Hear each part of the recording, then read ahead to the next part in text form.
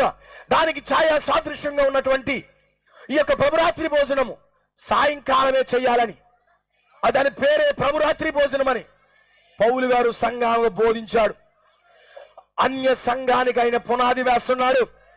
ఈ బోధకు వ్యతిరేకముగా ఎవడు బోధించినా, ఏ బిషప్ బోధించినా, ఏ పెద్ద బోధించినా, ఈవెన్ పోపు బోధించినా, ఒకవేళ పరలోకము నుంచి దూతని చెప్పి నేను దూతను, నేను వెలుగు దూతనని చెప్పిన వాక్యానికి విరుద్ధంగా ఎవడు బోధించినా వాడు శాపగ్రస్తుడని చాలా ఖండితంగా సంఘానికి చెప్పాడు ఆయన. అపోస్తులైన పౌలు దేవుని చేత నియమించబడినటువంటి దేవుని ప్రవక్త, అన్ని జనులు ఆయన నామమును భరించేటటువంటి దూత, సంఘాన్ని నిర్మించాడు. వాక్యం మీద సంఘాన్ని వాక్యం మీద నిర్మించాడు. హల్లెలూయా.